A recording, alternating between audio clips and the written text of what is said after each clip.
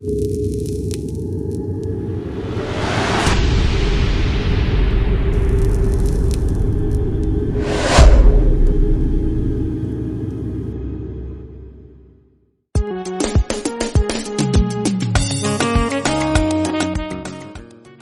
assalamu alaikum, barkanmu da warhaka, barkanmu da sake saduwa da ku a cikin wannan shiri namu wanda muke karanto muku littafi mai suna Dahuwar mutum. Littafin shahararriyar marubuciya wato Khadija S. Muhammad Matarje. Dahuwar mutum kashi na 37. Idan ba ku manta ba, na tsaya ne inda nake ba ku labarin. Hakan nan ta ji zuciyarta ta koma karewa, hawayen da take ƙoƙarin ɓoyewa ta ji ya ƙara ƙoƙarin fitowa. A hankali hawayen ya ci gaba da ɗiga a ƙasa. A nitse ya gama karantarta sannan ya koma kan kujera ya zauna. Ke da waye, shiru ta yi sai dai ta yi amfani da bayan hannunta wajen ɗauke hawayen da ke kan kuncinta. To daga nan ne muka tsaya, yanzu kuma insha Allahu za mu ci gaba.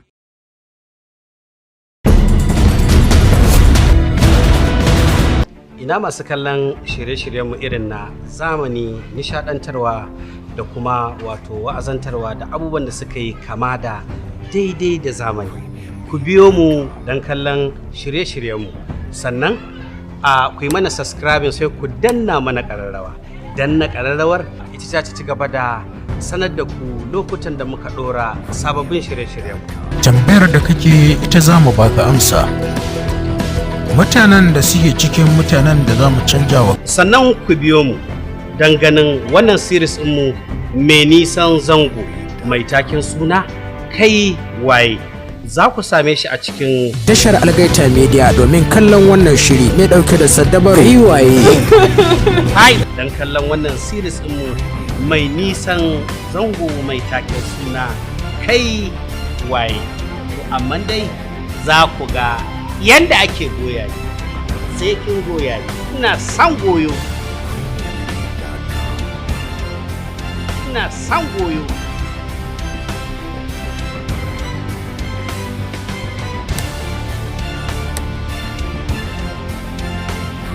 Bismillahirrahmanirrahim, da sunan Allah mai rahama mai jin kai muke fara dukkanin lamari. Allah muna roƙonka yadda muka fara lafiya, Allah ka samu gama lafiya. Ina jinki, Aliyu ya sake maimaita mata tambayar tare da zira mata idanu yana kallanta. Babu kowa, amma shine kike kuka? Shiru tai bata bashi amsa ba. Me ya Jabir din yayi? Da sauri ta dago da kanta tana kallonsa. Ganin yadda suka haɗa idanu da shi ne, ya sanya ta tai saurin kawar da kanta gefe guda. Ta ci gaba da share hawayen da suka sake ci gaba da fito mata. Tambayar da Aliyu ya jefa mata ce ta sanya mata sababbin hawaye masu zafi suka ci gaba da kwaranyowa a cikin idanunta. Ba na son jira fa, Aliyu ya faɗa mata. A wannan karan jite bata san lokacin da sautin kukanta ya kwace mata ba. Aliyu bai dakatar da ita daga kukan da take yi ba, sai da ta ji dan kanta kukan ya ishe ta, sannan a hankali ta yi shiru. Miƙewa ta da niyyar tafiya ɗakin su. Zo nan, Aliyu ya faɗa mata. Ba musu Bilkisu ta ƙara dawowa ta tsuguna a gabansa. Me Jabir ɗin ya yi? Mahaifinsa baya sona, saboda kukan da ya taho mata ne ya sanya ta yin shiru ba don ta shirya ba. Yaya Alimi ya aibuna da ba zai so ni ba. Ina son Jebi sosai. Zan matuƙar cutuwa idan har mahaifinsa bai amshe ni ba. Idan bai amshe kin ba za ki aure shi a haka ko mahaifinsa baya so? Girgiza kai Bilkisu ta yi alamar a'a.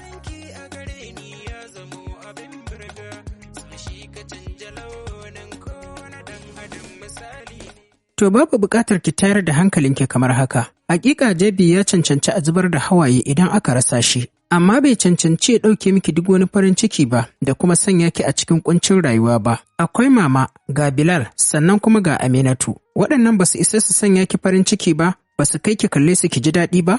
Hannu ta kai domin ɗauke hawayen da yake fitowa daga cikin idanunta. Jabir mutumin kirki ne, amma hakika akwai mutanen da suka fi shi kirki da yawa a duniya. Kar ki ji idan kin rasa shi kamar ba za ki iya samun wanda ya fi shi ba. Idan Jabir bai aure ki ba, ki ɗauka haka shine mafi alkhairi a gare ku baki ɗaya. Ina fatan kin fahimta. Kai ta jijjiga alamar So ina fatan za ki daina zubar da hawayenki haka, ki yi addu'a da neman zaɓin Allah maɗaukakin sarki.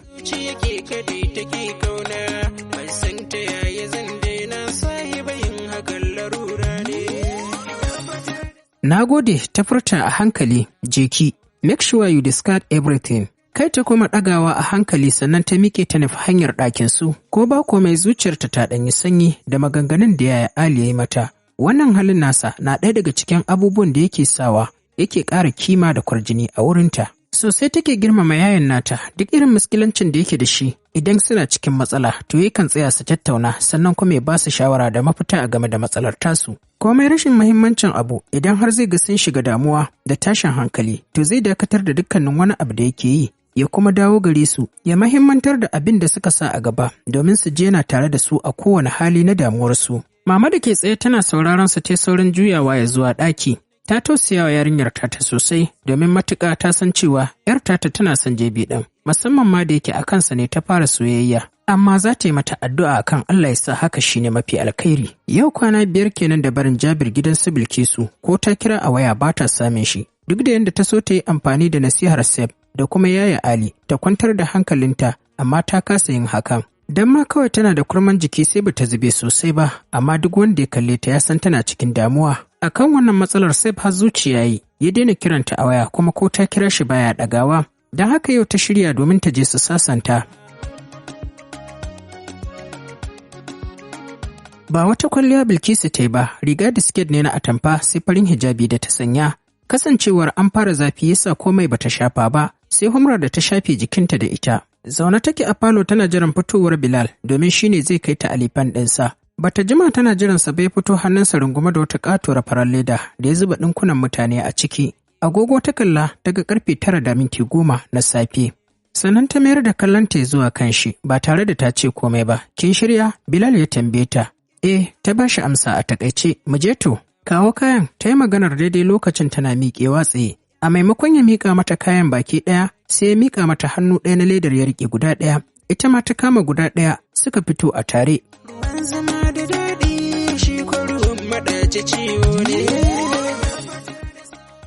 A tsakar gida mama ce ke magana da 'yan aikin da ke gyara ɓangaren baba, inda Hajiya Kaka za ta dawo. Wai unguwarsu ɓarayi sun yi yawa. Saboda wannan dalili ne Hajiya Kaka za ta dawo ta zauna na ɗan wani lokaci. Ka kula wajen tafiyar nan. Kar ki bari yayi gudu da ke, cewar mama take faɗa cikin muryar mai kalar gargaɗi. Bilkisu dai dariya ta yi, Bilal ne ya amsa tare da faɗin insha Allahu ba zan yi ba. Tunda suka tafi suke firar abin da ya shafe su. Bikin Aliyu da ya rage saura sati 2, taɗin suke yi da kuma dawowar Hajiya Kaka, wadda sai da aka turza sannan ta zaɓi gidan mama kan cewa za ta zauna a gidan. Nan ɗin ma sati 1 kawai ta ce za ta yi sannan ta koma gidan mijinta. Sai da ya ga ta shiga gidan su Sef sannan ya juya ya tafi zuwa gurin sana'arsa. Ɗakin Sef ɗin ta yi wa tsinke ko cikin gida ba ta shiga ba, duk kwankwasawar da take yi ba a buɗe ɗakin ba, hakan ya tabbatar mata da cewa baya ɗakin.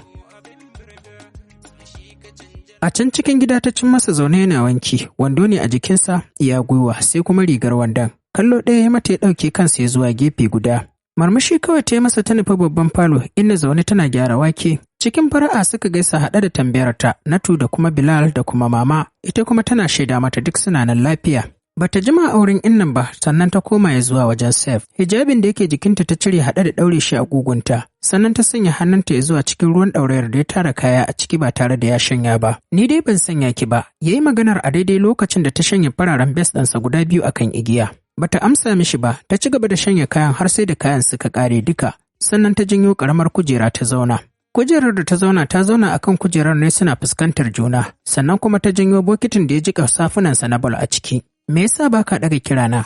Kawai, Sef ta kira sunansa bayan ta dakata da wankin safar da take. Shi ma ya dago da kansa suka haɗa idanu, murmushi yayi wanda har sai da haɓarsa ta lotsa, sannan ya ci gaba da wankinsa. Me yasa wai kuke ganin laifina a game da batun jebi ne? Ni ma fa bana son yanda nake ji a cikin raina akan shi. Amma na kasa mantawa ne. Ya bar min abubuwa da yawa a cikin memory na ta yadda ba zan iya gogewa a lokaci ɗaya ba. Shikenan, Sab ya bata amsa. Kamar ya shikenan, ta tambaye shi. Ina nufin kamar yadda kika ce, sai a hankali ko? To sai a hankali ɗin. Amma fishinka fa na daina. Da gaske kake? To nawa zaki bani idan nayi miki ƙarya? Suka yi dariya a tare, lokaci guda kuma ta miƙe tana sharci ruwan safar da za ta shanya a kansa. Runtsa idanunsa ya kam yana faɗan Allah zan rama yayata. Akwai sanyi fa. Ta kuma sharta masa da ƙarfin tsiya, yanda ya yunkura ne ya sanya ta ruga a guje. Ta nufi gurin igiyar da za ta shanya safar tana dariya. Shi ma dariyar yake yi. A daidai wannan lokaci ne Kabir ya shigo, wanda suka fi kira da Ankulke. Sauran juya Bilkisu ta haɗe da amsa sallamar tasa. Fari ne, amma irin farin nan mai ja. Ba shi da tsawo sosai, amma kuma ba za a kira shi gajere ba. Yana nan dai tsaka-tsakiya, jikinsa a cike yake irin na Aliyu. har a tsawon ma za su zo kai da kai da Aliyu. Fuskarsa ɗauke take da gemu wanda ya zagaye ilahirin fuskar tasa, kallo ɗaya za ka yi masa ka fahimci yana cikin jin daɗi, bai saba da wahala ba. Fuska a sake ya amsa gaisuwar ta Bilkisu sannan ya juya kan Seb yana tsokanar shi. Sai da suka yi raha sosai sannan ya shige zuwa babban falo. Inna ce ta fito hannunta ɗauke da ƙaramin kwando wanda yake ɗauke da kayan marmari irin su kokomba. Ta miƙa Bilkisu tare da faɗin je kicin ɗakin ki yanka min tunda kun gama wankin. A tsakar gida ta zauna shi kuma ya kwanta akan katifa, cike da ƙwarewa take yayyanka kayayyakin suna fira wadda ta shafe su kuma duk firar da suke yi akan jebi ne. Ana cikin haka Ankulke ya turo ƙofar ya shigo. Bilkisu ta shiru tamkar bata wurin ta ci gaba da yanka kayayyakin da suke gabanta. Ba tare da ta tsoma musu baki a hirar da suke yi da Ankulke ba. Hirar da suke tattauna duka ta kasance a kan balle. Kamar kimanin minti 5 da shigowarsa ɗakin Seb, sannan ya ce masa, zo in ganka mana a waje. Ba musu Seb ya miƙe ya bi bayansa suka fita zuwa waje. Ba da jimawa ba kuma Seb ɗin ya dawo yana dariya, yana zuwa ya faɗa a kan katifarsa. Wata tafiyar ta dawo, wata tafiyar ta tafi.